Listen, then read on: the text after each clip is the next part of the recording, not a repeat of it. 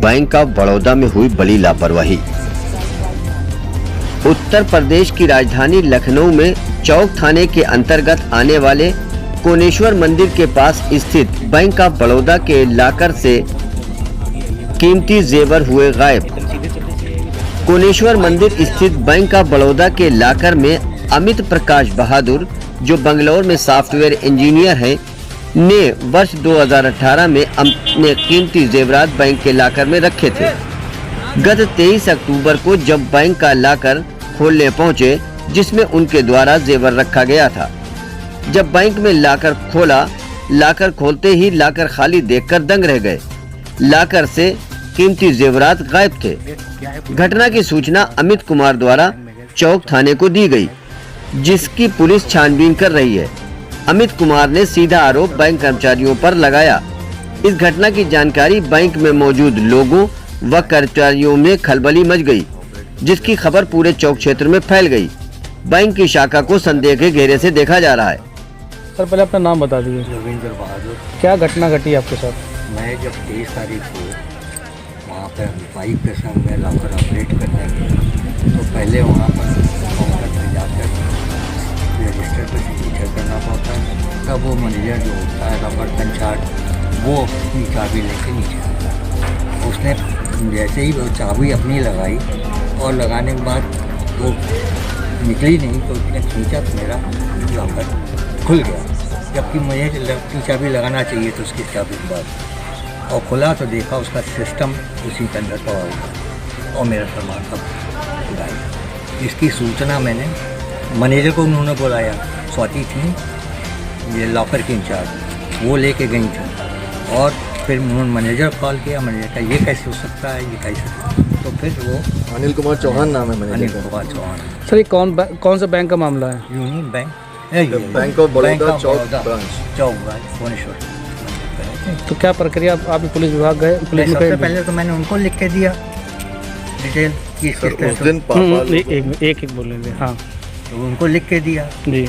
उसके बाद फिर उनको पता चला कि ये आए 26 को रखे, 26 को ये लोग आए, तो उन्होंने फिर 26 को गए मिलने बैंक मैनेजर, आपने हमारी एप्लीकेशन पर क्या किया, तो उनके कोई जवाब संतुष्ट नहीं मिले। फिर हम लोग पुलिस के पास गए।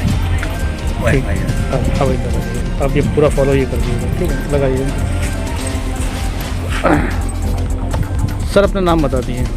अमित बहादुर। तो बता दीजिए, क्या आपके फादर के साथ ये जो है घटना घटी है, कौन से बैंक का नाम? Bank of Baroda Chowk branch, Koneshwar मंदिर के सामने। क्या है पूरी प्रक्रिया, बता दीजिए। प्रक्रिया यही है कि 23 तारीख को जो हमारे मदर फादर गए लॉकर ऑपरेट करने, तो उनका सिंपल रीज़न था कि चलो बीच बीच में इतने दिन कोरोना चला तो जा नहीं पाए, तो एक बार ऑपरेट करके देख लेते हैं। तो यही ऑपरेट करने गए थे।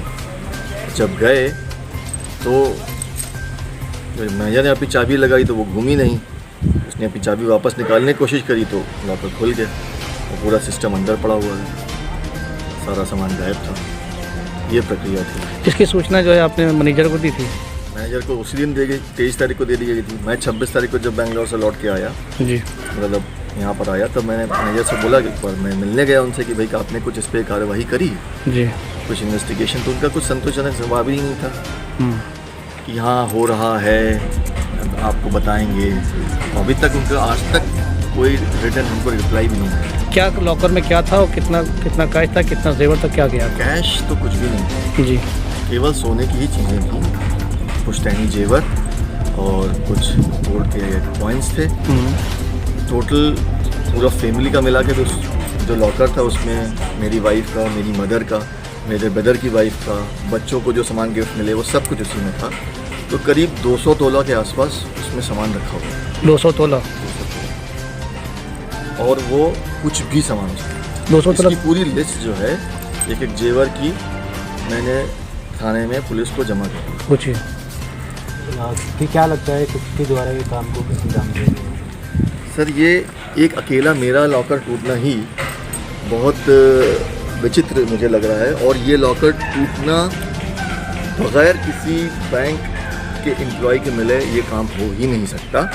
जिस दिन लॉकर टूटा था, ब्रांच मैनेजर ने अपने एक जो उनका लॉकर मेंटेनेंस में करते हैं, एक दीपक नाम के बंदे को बुलाया था उसने आके लॉकर देखा था। बाहर निकल के पापा ने उससे बात करी कि कैसे हुआ होगा ये, तो उसने बोला कि सर ये ड्रिल ओपन है और ड्रिलिंग के बगैर ये ओपन ही नहीं हो सकती। तो कार्रवाई के लिए अभी पुलिस विभाग गए, क्या कुछ अभी तक आश्वासन मिला आपको? पुलिस विभाग जब गए तो उन्होंने कहा कि इस मामले के लिए एक प्री इन्वेस्टिगेशन होगा, उसके बाद मैं आपको FIR लॉन्च करूँगा। तो प्री इन्वेस्टिगेशन में मैं पुलिस वालों के साथ बैंक गया। बैंक ने जब मैं गया और उनके साथ मैं लॉकर में भी गया, तो लॉकर में क्या देखा मैंने कि जो मेरे पास जो फ़ोटो हैं जो पापा ने ली थी उस दिन बैंक लॉकर की, उस फ़ोटो में अच्छा खासा लॉकर की स्ट्रिप डैमेज दिख रही है। जब मैं उस मौके पे गया और लॉकर की स्ट्रिप देख रहा हूँ तो कोई डैमेज नहीं दिख रही, पहली चीज़। दूसरी चीज़ ये है कि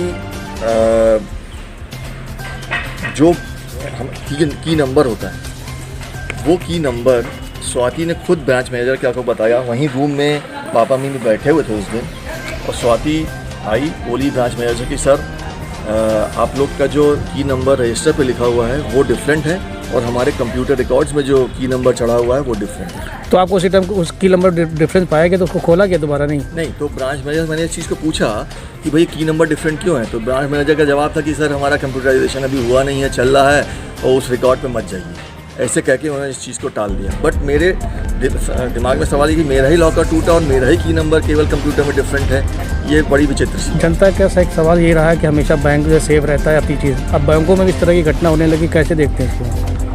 सर बिल्कुल भी सेफ़ नहीं है, और सबसे बड़ी चीज़ ये है कि बैंक इसकी जिम्मेदारी लेने को तैयार ही नहीं है। ब्रांच मैनेजर हमसे कहते हैं कि बैंक की इसमें कोई जिम्मेदारी नहीं है, उल्टा पापा से ये बोले तो हो सकता आप ही ने किया हो।